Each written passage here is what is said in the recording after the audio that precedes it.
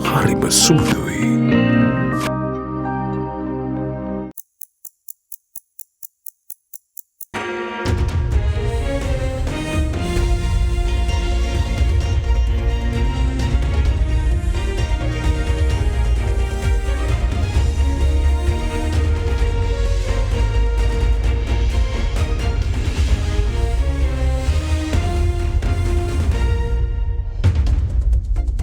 Tonight on First at 9 this Tuesday, the 6th of February 2024. Forex breakthrough. Sri Lanka to gradually relax foreign exchange limitations on the outflow of Sri Lankan rupees for foreign exchange. Free trade agreement forward. Foreign Minister Ali Sabri intimates the government's keenness to negotiate more free trade agreements with ASEAN countries following the successful Thai signing. Climate change war. President Wickremesinghe pledges Sri Lanka's commitment to remain at the forefront of the battle against climate change. Sri Lanka-India relations. NPP chief visits India on invitation and engages in high-level discussions with an array of leaders. ඔබේ විශ්වාසය දිනු සෙන්සුරයින් දැන් ළඟමැති ෆාමසියෙන් ලබාගත හැක. From AdaDerana, this is AdaDerana First at 9. Live from Studio 24 in Colombo.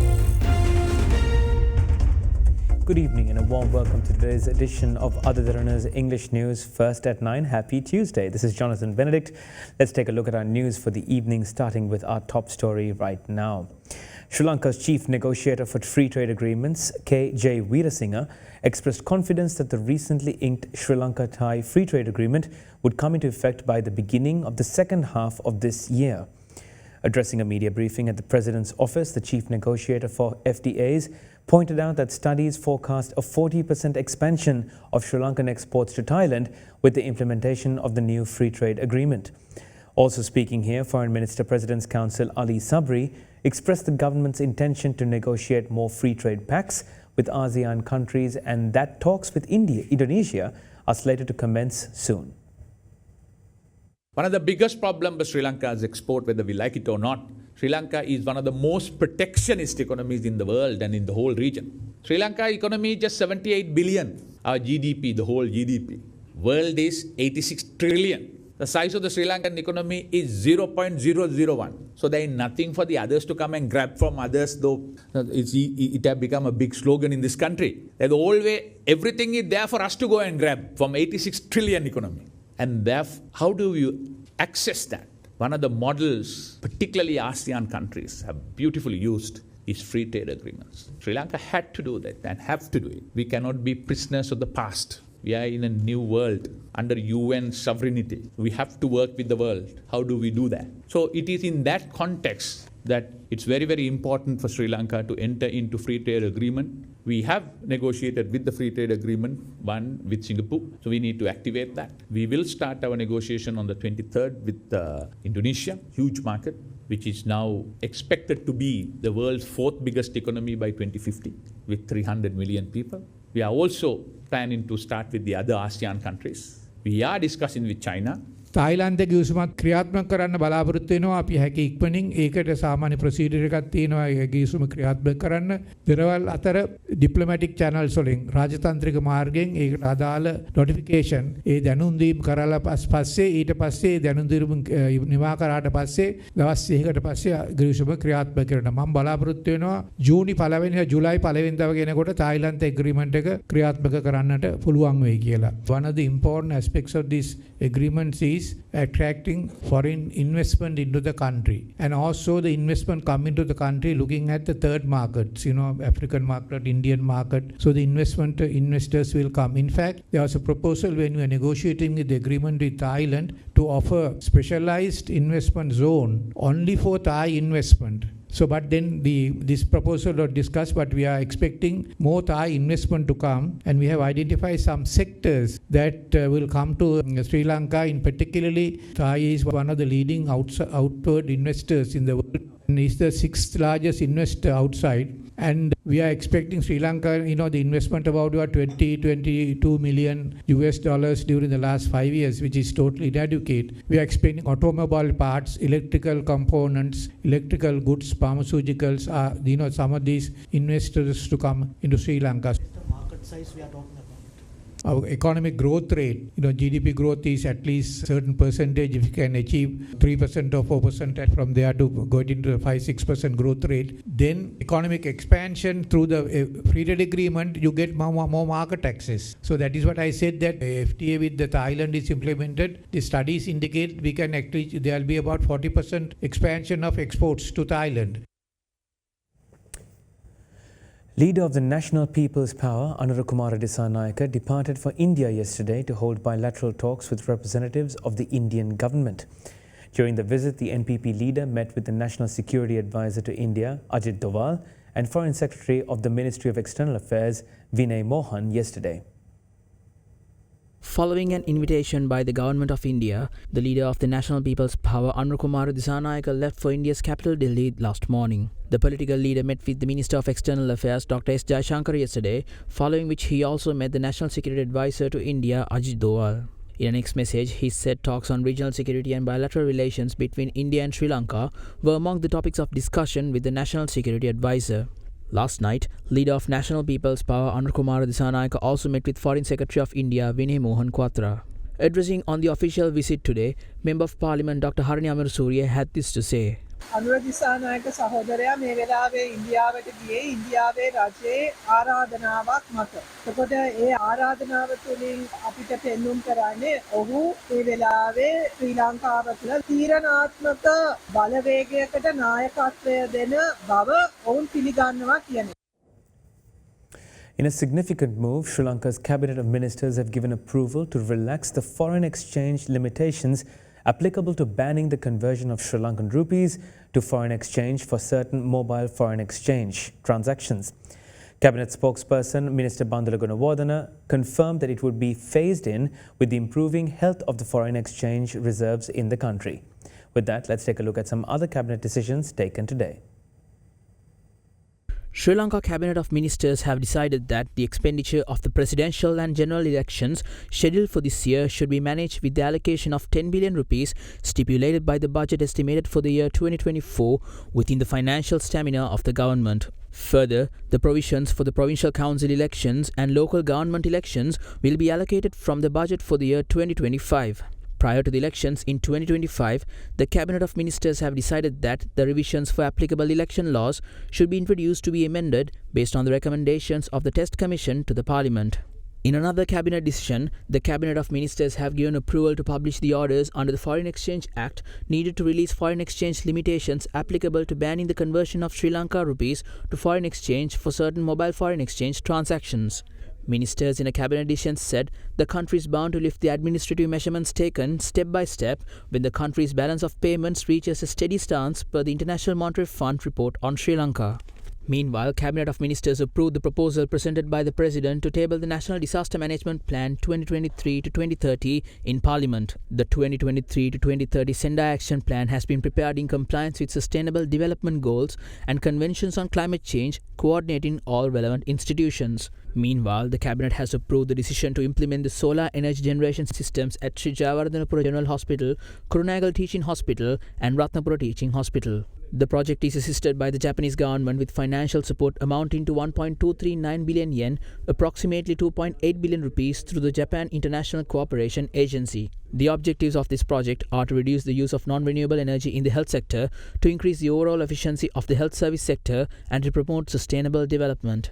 In other cabinet decisions, the Cabinet of Ministers granted approval to a proposal to stop charging a rental fee from all the urban housing units provided on a low monthly rental basis of 3,000 rupees or less to low-income recipients and take necessary steps to transfer the sole ownership of those housing units to those low-income recipients. Meanwhile, Cabinet spokesman Dr. Bandula Gunawardena says that no cabinet decision was made to approve the cultivation of cannabis in the country for exchange purposes at the cabinet meeting yesterday. The minister stated this while responding to a question on statements issued by State Minister of Tourism Derana English on cabinet supposedly approving the decision to cultivate cannabis in the country. Due to the high demand in the international market, several parties have requested for permission to cultivate cannabis, known as cannabis sativa, in Sri Lanka for export purposes. Subsequently, State Minister of Tourism Derana English said the Cabinet of Ministers gave approval to cultivate cannabis in the country at the yesterday's cabinet meeting. ඊයේ cabinet එකේ අනුමැතියකට ලැබිලා cabinet එකෙන් මේකට අත්සන් ලැබුවා. ඉතින් මම හිතනවා ඒ සභාව ධර්මයෙන් දීපු වාණිජ්‍ය භෝගයක් කියලා මේක. ආයුර්වේද පනත යටතේ තමයි මේක අපි ගෙනල්ලා තියෙන්නේ. මොකද මේක ඖෂධයක් හැටියට කරන්න යන හින්දා. මේක ඉදිරියට කරගෙන යන්න බලාපොරොත්තු වෙනවා අපි. රටට ඩොලර් වලින් ඉන්වෙස්ටර්ස් ලාගේ ඉන්න ඒකට ලයිසන්ස් එකක් දීලා ඖෂධයක් හැටියට වගා කරන පිටරට යවන්න. අපේ අයට වවන්නත් පුළුවන් ඒ ඩොලර් ප්‍රමාණය ඉන්වෙස්ට් කරන්න. However, speaking at the cabinet media briefing today, cabinet spokesperson Dr. Bandula Gunawardena said that no such decision was made yesterday at the cabinet meeting.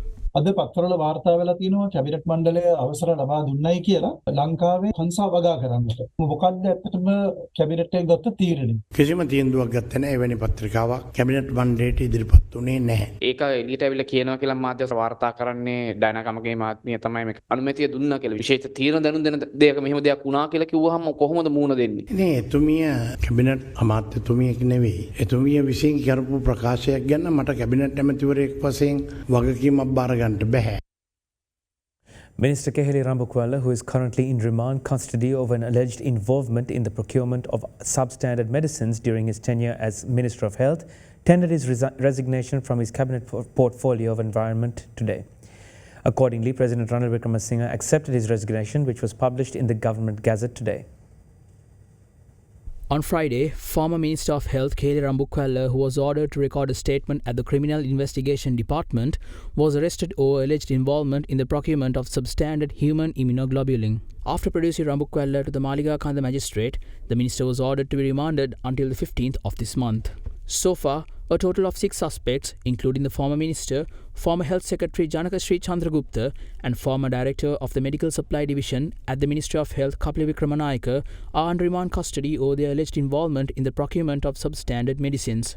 At the cabinet media briefing this morning, questions were raised pertaining to Rambukwala's cabinet ministerial portfolio. දැන් ඊයේ රැස්තුන cabinet මණ්ඩලය තීරණය කරාද ඔහුගේ cabinet අමාත්‍ය ධූරයෙන් ඉවත් කරන්න? කිසිම කරුණක් මේ පිළිබඳව සාකච්ඡා කළේ නැහැ. මොකද අධිකරණයේ ඉදිරියේ පවතින කටයුත්තක් වන බැවින් ඒ පිළිබඳ කැබිනට් මණ්ඩලය ඉන් පිටත ඇමතිවරු වශයෙන් අපි සාකච්ඡා කරේ නැහැ. Meanwhile, later today, Minister Keheli Rambukwala tendered his resignation as Minister of Environment. He had submitted his letter of resignation to President Ranil Wickremesinghe. This evening, a Gazette notification pertaining to the resignation of the Minister of Environment was issued, stating that Rambukwala's resignation is in effect from 3rd of February. The Gazette further read that the President will act as Minister of Environment until a suitable appointment is made. The health sector trade unions decided to postpone the strike plan for tomorrow by a week, following discussions held with the Secretary of the Ministry of Finance.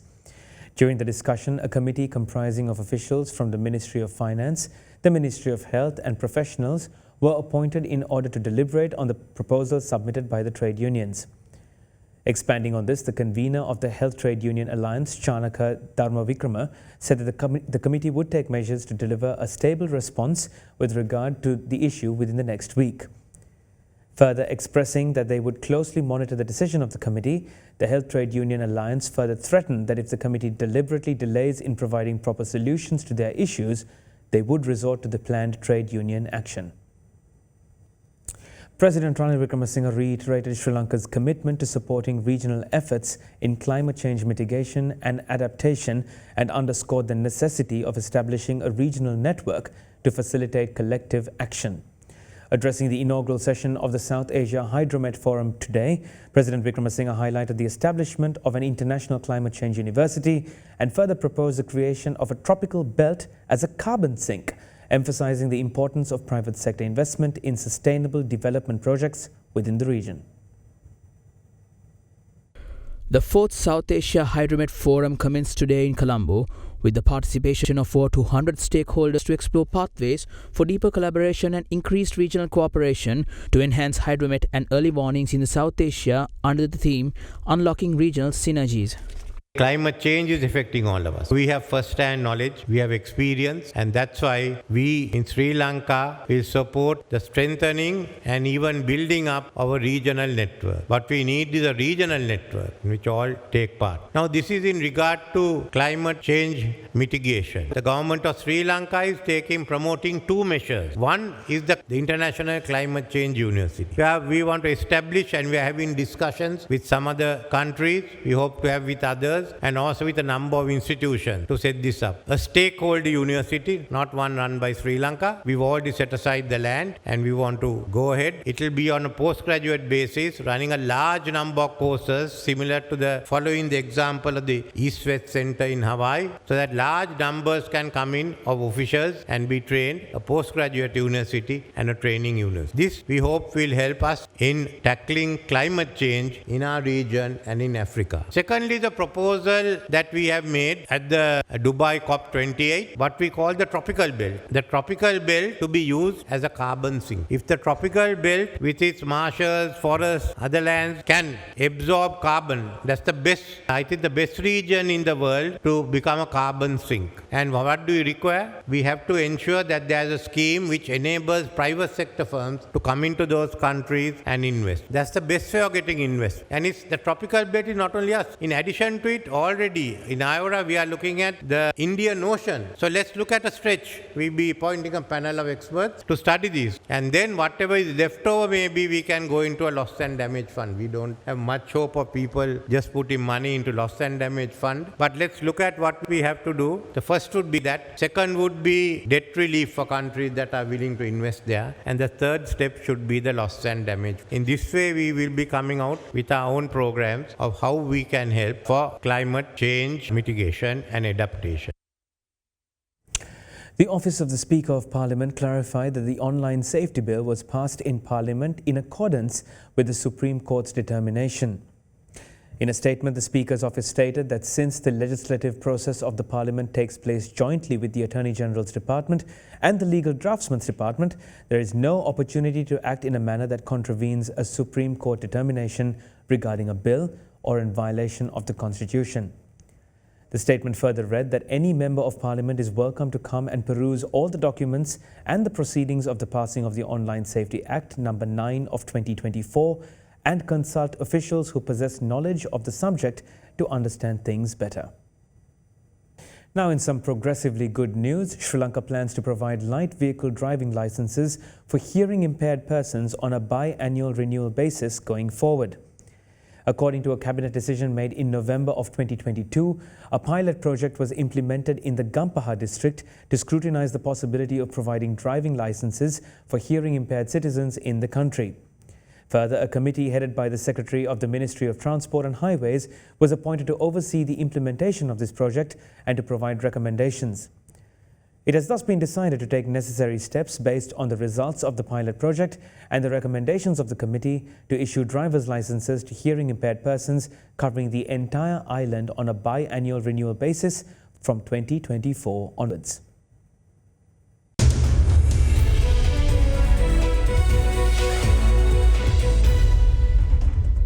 Welcome back. The Colombo Stock Exchange closed higher today with the ASPI edging higher up due to the higher trade seen in the capital goods and food and beverage sector counters. The Colombo Stock Exchange all-share price index edged up 0.91% and ended at 10,525.39 points. The S&P SL20 meanwhile climbed 1.69% to close at 2,992.88 points. Market turnover was 872.2 million rupees. Trading volume on the CSE all-share index gained to 42.2 million shares today, down from 45.9 million shares in the previous session. Equity market turnover rose to 1.39 billion rupees from 1.14 billion rupees during the previous session. Foreign investors were net sellers, offloading stocks worth 149.2 million rupees, while domestic investors were net buyers, purchasing shares worth 829.9 million rupees.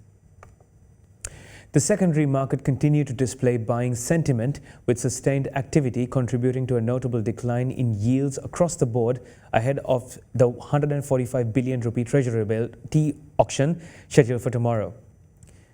Bullish sentiment was witnessed notably on the short tenors, including 1st August 2026 and 15th September 2027 maturities, which traded in the range of 11.80% to 11.5% and 12.45% to 12.22% respectively. Meanwhile, on the mid-end of the curve, active participation enticed on 2028 tenors, mainly on 15th March 2028, 1st July 28 and 15th December 2028, which changed hands in the range of 12.6% to 12.5%. Shares on Wall Street and in Europe fell today, and government bond yields jumped as traders amended their expectations of a near-term US interest rate cut. However, battered Chinese stocks leapt to their largest one-day gain in 2 years, and the yuan rose on a slew of signals that authorities are strengthening their resolve to support slumping markets. Data showed US services sector growth picked up last month and employment rebounded, but suppliers appeared to fall behind, leaving a measure of input costs at an 11-month high. The Dow Jones Industrial Average closed down 0.71% as the S&P 500 lost 0.32% and the Nasdaq Composite fell 0.2% to 15,597.68. MSCI's broadest index of world shares fell 0.36%, while the Pan-European Stock 600 index ended 0.1% lower. Two-year Treasury yields jumped to a one-month high of 4.483% after Federal Reserve Chair Jerome Powell said that he wanted to wait to be a little more confident that inflation was sustainably falling before moving interest rates lower.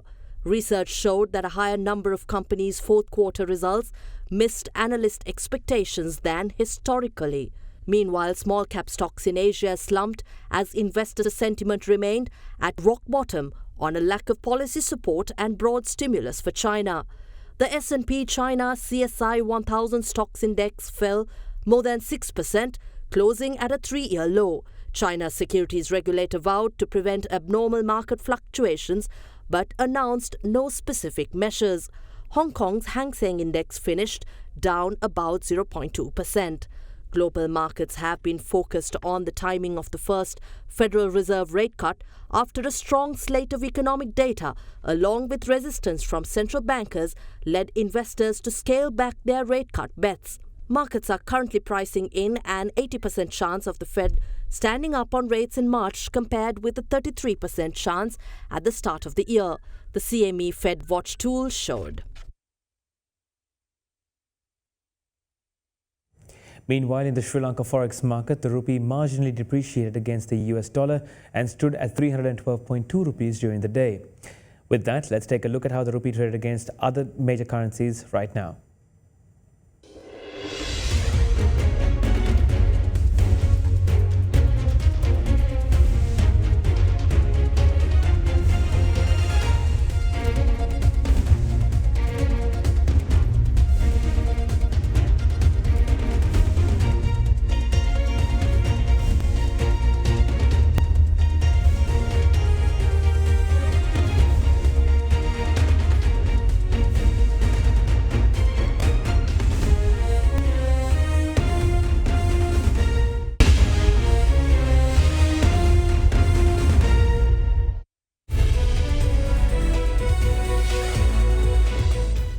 Sri Lanka has decided to import 15,000 tons of cashew nuts in shell due to a shortfall in the harvest during the last season. The country's annual requirement for cashew nuts in shell is around 25,000 metric tons a year. However, currently only 12,500 tons of cashew nuts can be procured locally.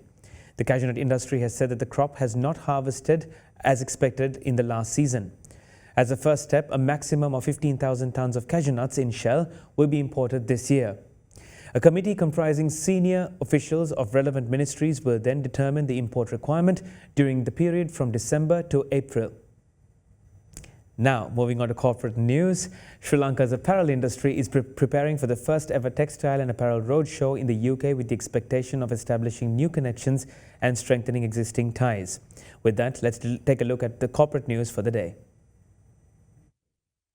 The Sri Lanka Export Development Board, in collaboration with the Sri Lanka Apparel Sourcing Association, the Sri Lanka High Commission in the UK and the Joint Apparel Association Forum, is organising the Sourced Sri Lanka Textile and Apparel Roadshow scheduled to take place in June in London. The event will feature 50 exhibitors and is expected to attract a diverse audience of 1,000 foreign buyers and Sri Lankan trade visitors.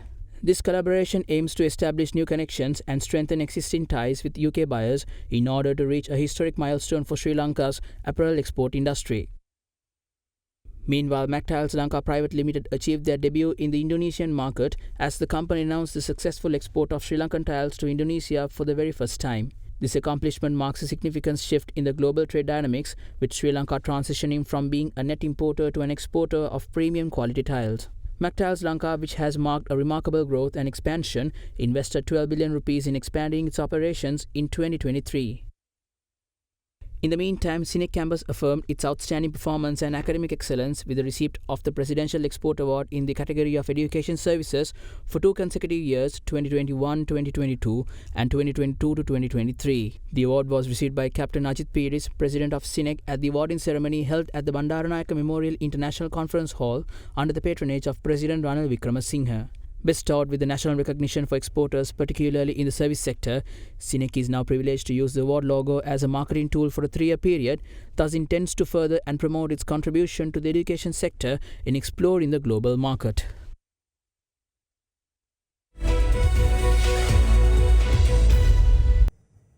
That's all the news I have for this evening. I'm Jonathan Benedict. Have a blessed night and a blessed Wednesday ahead. Good night.